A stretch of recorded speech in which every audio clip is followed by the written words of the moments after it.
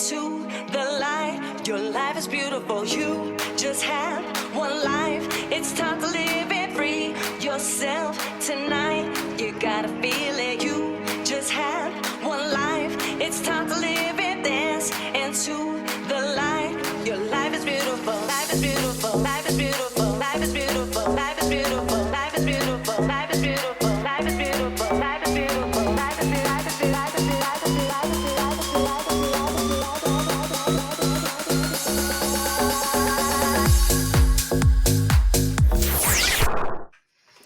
All right, everyone. Hello and welcome to the Monica Brant Show. I am Monica Brant and I am your host. And I'm very excited about who's on tonight with me and who we will be interviewing. So love to have my co-host pop up, Miss Sarah Lyons Glabman, the talented super publisher, Bodyscape Magazine, Picture Group Photography, and my dear friend. You look beautiful today. Hi, Sarah. You, Mo. So do you. Thanks for having me back. I'm so glad you're back. It's fun to do these with you. I know. It's like just a reunion every time. I know. And it's always fun because we've got wonderful people to talk to and hear their story. And of course, you know, we've been doing these now for a little while, getting your cover models on the Monica Brant Show and getting to learn more about them. Yeah, it's so fun. They're just awesome people. Everybody has a different story. I know, right? And then of course the covers behind you are all so different. It's really fun to see. Sometimes we'll just have to have you pan up and show everybody. So did your morning start off well? Because I started off my morning running to an appointment after I got glammed up by 𝗬cie, who came this morning at 6 so that I didn't have to think about my hair and makeup this morning because I had 2 appointments. And then we had this today. And so I have to leave the house at 8 a.m. or 8:30 at the latest to get to my 9 o'clock. And I go to pull something out of my pantry closet not a pantry, I guess it's a closet in my bathroom. And it knocks over a brand new full bottle of nail polish and it goes splat all over my floor in my bathroom. I'm like, that's not a good thing. I mean, this is a little bit of it left on my nails and my hand, but I look like a painter. I had it, you know, after a handful of washings today, and that's all over my feet. And then it's all over my bathroom floor. And Brad's standing there and he's like, well, I guess you're not cleaning that up right now. I was like, I can't. Oh my gosh. That's awful. I know, it's horrible. The things you know, the troubles of being a girl sometimes. It's the paint job you didn't want. I know. And then it's like, I just bought this color because I really liked it. I'm like, yeah, oh man, now it's all over my floor. So, you know, the trials and tribulations of being a girl sometimes. I know. I had no sleep. I woke up at 2 because I was hot and then I couldn't fall back asleep till 6. Because you were so excited about this interview. That's exactly right. She was around my brain, like all the awesomeness that we've done with this awesome. I know. Well, let's get her in and let you introduce. So you would like to introduce? Go ahead, Sarah. So excited to welcome this amazing woman who has been through it. Okay. When I say that there is no excuses in life, trust me, this woman is a shining example of that very true statement. So I would like to introduce Dr. Sarah Gueli to the show. It's so nice to see you guys. Hi, Sarah. Hi, Doc. How are you? Very good. It's good to see your face. And welcome to the Monica Brant Show, of course. Amazing. Yes, so we're so excited to talk to you, not just about your cover, but also about just how you, and there's your, I know, but you know, this has been such a treat for us to get to not only shoot our clients and have the great experience in person, but then coming back in and visiting, of course, reading this feature story that Carrie Lee Brown does. She's awesome, right? Did you enjoy your time with her? Yeah, so much. I feel like, wow, she's so good because I must have just thrown all these words at her and somehow it's like this amazing story that makes sense and has a point. And I'm like, how amazing are you? Isn't she great? So just like every time I read it, it was just like, just something else, just like kind of. My mom said she cried, so. Yeah, that's good. That's awesome. You know, part of the years of my main part of the industry when I was really deep into the competing and all of that, she was the Oxygen magazine editor. So I got to know her really well back then. And she did a bunch of articles, you know, and for me personally, and brought me into a lot of different pieces of Oxygen. And, you know, it was such a special time. So it's so fun to get to work with her again and reunite with her and on a new level, a new platform, new people. And it's fun to be able to work with her again. And just someone from the past who still is very current and does a beautiful job for our ladies. Because, you know, the whole thing we want to do is this whole experience, this epic experience, right? That's just across the board. So I want to find out from you what's been going on for 2020 and 2021 with you. You know, we've all had a different experience, and I always like to ask my guests, you know, what have been the challenges and what have been the accomplishments? Because I know there's both for everybody within this really wild ride we've all been on for the last almost 2 years. Yeah. Well, it definitely was for me. I was in New York last April for the whole original Surge thing. I had volunteered, like I have a license still in New York. So when everything was going on, they were like, we need people. So if you still have a license, sign up for this list. So I did, and I kind of didn't think anything of it. And then like a few days later, I got another email from them asking if I would be willing to talk on the phone with somebody. I chatted on the phone. They were like, do you have experience intubating people? Can you work in an ICU? And I was like, yeah, I'm an anesthesiologist. That's kind of what I do for a living. And they were like, can you be here tomorrow? And so I ended up kind of going without really even thinking about it. And it was crazy. It was definitely an experience that I'm never going to forget in my life. It was kind of like going to war. It was nuts. I don't want to talk too much about it because I know like it's still going on. It's still a really sensitive time, but I will just say one of the big things I took away from it was getting to work with the military docs. It was an amazing experience all around. Wow. And I'm so grateful for what they do. Oh yes. Aren't we all? Oh my gosh, without them. Yeah. They like the things, their skill set is so different than mine. Like I can take care of people. Yeah, definitely. But they can like build an ICU out of like nothing. I was so amazed by what they can do. Wow. They're great. And I got to work with like what is that team called? They like jump out of planes to go get the soldiers who are hurt, like parajumpers. Wow. Whoever those were. Because paramedics. But they're like the guys who jump from the planes in there and drag out the soldiers and stuff. And because we were working on turning people, like proning them to help them do better with COVID. So I got to work with them doing that because they're these big, strong guys who can pick up a human being and turn them over, whereas I can't really do that. And I was like, you guys are amazing. Like, do you think I could have been a parajumper? And they were like, ma'am, probably not, ma'am. Like, that's the most military way to say buzz off ever. Like, they were the positive point of that experience. Sarah, what does it mean to prone someone? So like usually when you're in a hospital bed, you're like just, you know, laying on your back, but they were finding that even when you were at home telling people to kind of lay on your side, lay on your stomach, move around every like 15 minutes or so, people were getting better breathing numbers. So like, you know, their lungs were doing a little bit better. So one of the things they were recommending to do in the ICU is to take patients and actually turn them over onto their stomach, which is an incredibly challenging feat when you're taking care of somebody who's maybe, you know, 250 pounds, they have a breathing problem, they have lines everywhere, and you have to basically pick them up, turn them in the air, and put them back down safely. So my job was to kind of control the airway side of things so that if anything moved anywhere, I was right there to take care of it. And then they were like, you know, the muscle behind the job, but they were amazing. Wow. And how long were you there? I was there a week. I'm sure that week was quite an experience that it probably felt like a year or two. Like, definitely. You know? And there was like, you know, it was the most surreal experience to land in an empty LaGuardia airport, to drive through an empty Times Square. I stayed at a hotel that was right across the street from Yankee Stadium. And I mean, I've been to New York. I lived in New York, grew up there, an hour north of the city. Anytime my husband and I would go to a game, it's packed in that area. That's a very busy area. And to be there and see it desolate it is something that I will never forget. It was so weird. Eerie. Yeah, very for sure. eerie. For sure. Yeah. Paratrooper. Yeah. Thank you, Claudia. She's awesome. On it. Back at it.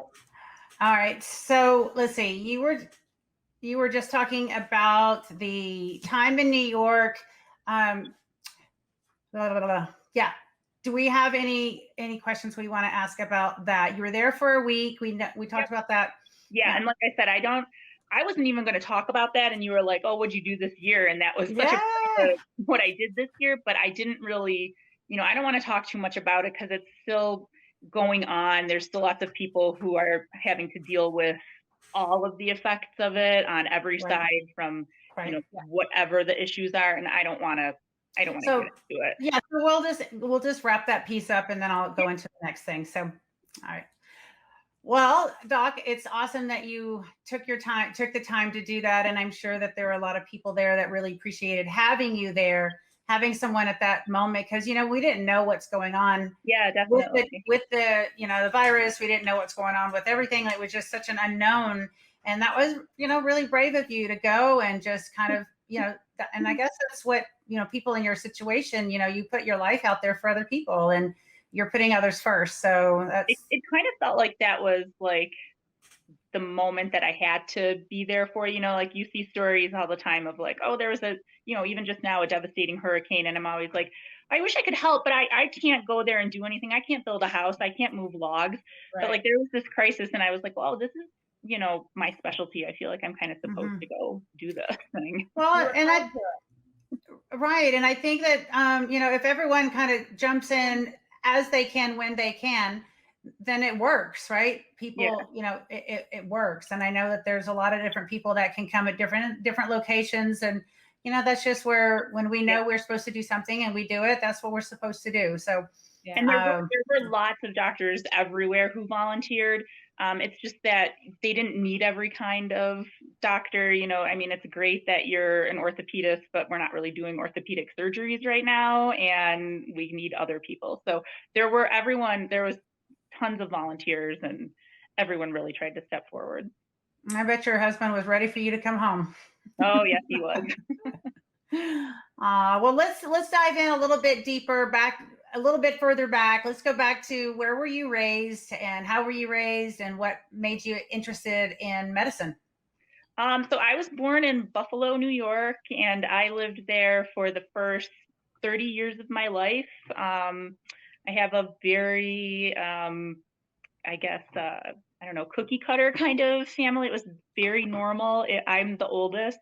I had two younger brothers. One is only 3 years younger than me, and my youngest brother is only in his mid-20s, and I'm about 40, so 15 years difference. But my mom and dad loved each other and loved us, and I had a really pretty normal life. I don't really know what got me into medicine. It was kind of just always there. I loved science. I loved all that stuff. And I kind of just felt like I really wanted to do this thing. And the more I explored the field, the more I was like, oh yeah, this is definitely right for me. But my parents weren't doctors. They didn't have doctors in the family. Nobody pushed me towards it. It just kind of naturally happened. Awesome. Naturally happened. I like that. Wow. So how old were you when you thought you'd like to look into the medical field? I think I don't know, maybe even in grade school, I thought I was going to be a doctor. And then through high school, just kind of kept with my studies, took advanced level math and science classes, went to a state school. I went to 𝗬𝗎cie heç𝘂𝘂𝗯𝗲, which is a state school, so the tuition is really nice and cheap. I got a little bit of a scholarship, so that was nice. And that's where I met my husband. Well, I didn't know he was my husband, but I met the man I was going to marry, and went through the medical school application process with him, and through the beginning part of school with him, and he was so supportive. And it was a really, I don't know, I don't mean it was an easy journey in the sense that any of the work was hard. I mean, it was an easy journey in that I always knew that this just was the right thing that I was doing. I felt like I was on the completely right path in life. Things were going well. It was hard work, but I had always been told that working hard gives you results. And so I would put in hard work and I would, get the results that I deserved, I felt. And that was really great. Yeah. And you've done the hard work. Yeah. Absolutely. And I love the fact that you knew Jared, right? Yeah. You knew him so long ago. That's such a beautiful story. And I know that's a whole nother topic and chapter, because there's so much history there for you guys. And, at some point it'd be fun to have him like pop in and, say hi to him too. Cause he, like you said, he's super supportive. We got to meet him on the photo shoot. And us women, we need men like that. And I can speak on behalf of me and Sarah. We both have husbands like that are very supportive of what we do. They see the vision, they see the passion, and then it works. It just works, right? He's like that little confidence boost, where I'm like, here's this crazy idea I have, or this thing I want to do, or this thing I think, and he's like, that's an amazing idea. Go do it. Go do it. Pushes you out the door. And, I don't want to forget the fact that you have the stethoscope on. Trying to say that with braces or Invisalign is a little bit challenging. And I just love it because, we were talking earlier, and I know I asked you to put that on because I think it's so fun. Not everyone can wear that and officially. And we were kind of talking about how on TV or movies, they always, doctor walks in with the white coat and the stethoscope around their neck. And it's so like traditional. And you're like, I don't even ever use this thing. It was in the other room. Because of infection control, everything is disposable now. So this is my nice one that I got when I graduated, and it's got my name on it. But all the ones you use in the hospital are these little plastic things that you just throw out after you touch a patient. And, the one you have around your neck is way cuter, and it definitely made it. Yeah, it is. It's the one on the on the cover. It's the same too. Yeah, exactly. I mean, you should have just wore this outfit for this interview. I mean, Yeah, we have to have our cover models come on wearing their cover outfits now from here on out. That's a good idea. But you did wear that jacket in one of the photos in the magazine. Yeah, for some headshots. Yeah. That's great. Okay, so were you into any sports growing up? Oh, like all the sports. I like all the sports. My mom put me in dance like when I could walk. But I kind of immediately was like, I like doing stuff, but I want to play sports. I played t-ball and softball and volleyball, and I ran track in high school. I did all the sports. I loved it. Were you a long distance or short distance? I did the field stuff. So I did like long jump and shot put. I was like one of the only girls in my school who did shot put. Wow. There was only two of us, and I was the second best. So. But it was fun. Yeah, sports was a big part of my life growing up. Just being active and being part of a team. And like having personal accomplishments. It was great. I love sports. Wow. I encourage them for everyone. Quick question, and I don't know. This is kind of in my brain. I'm thinking back about being a kid and playing board games. Did you ever play the game Operation? I did, but I hate that game.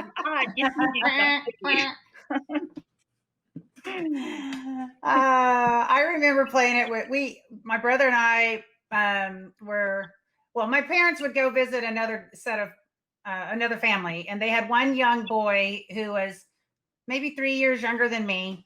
And we would go, and it was like usually through our junior high timing, and we would go to their little lake house, or they'd come to our lake house. And it was always these late nights. The parents would be down on the dock.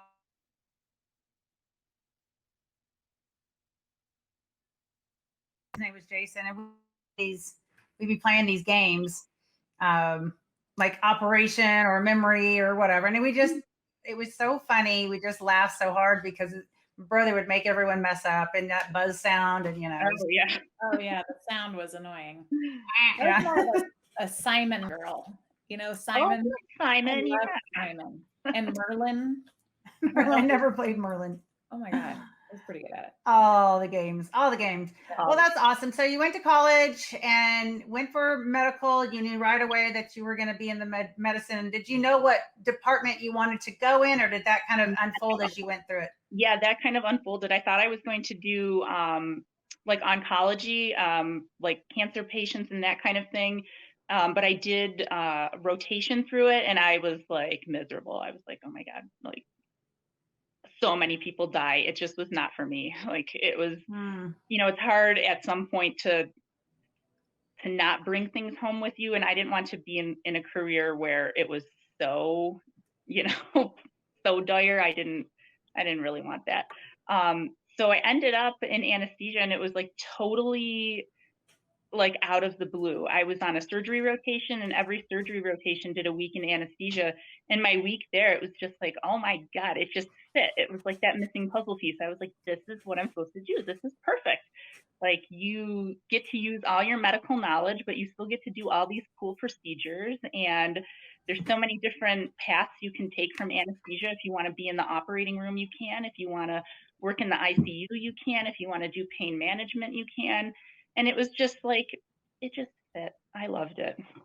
And then I decided, I think much to the surprise of everybody who knows me, because I'm not really like a kid person, I subspecialized in pediatric anesthesia.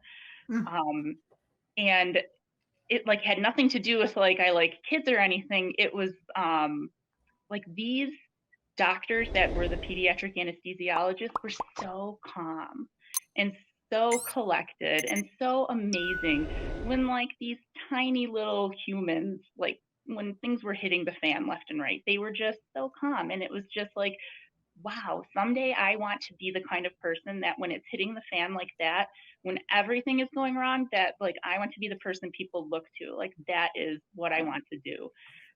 So I did my peds. So I went into peds and I matched and started that fellowship. It was going to be great. Wow, that's amazing, Sarah.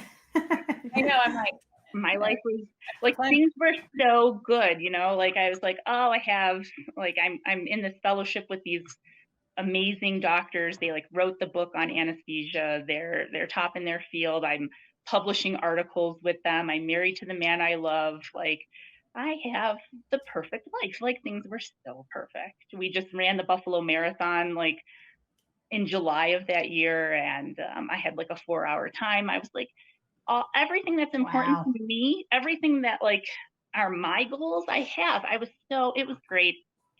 And then, you know, that's when life is like, man.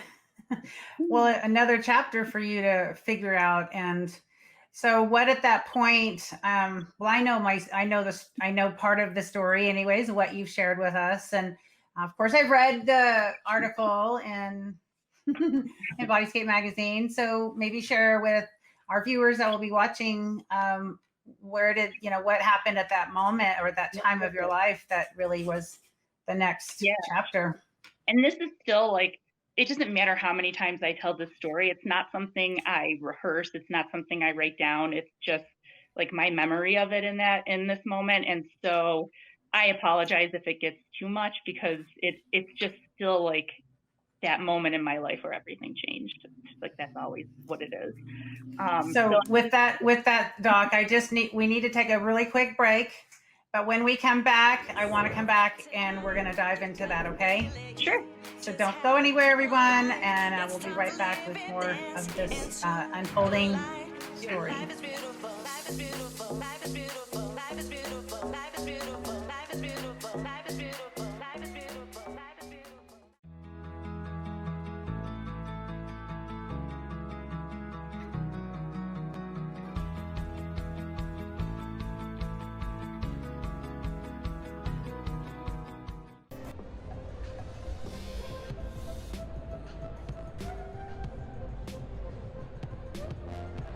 Hey guys, we're super excited to be here at the LA Fit Expo. It's our 3rd year in a row.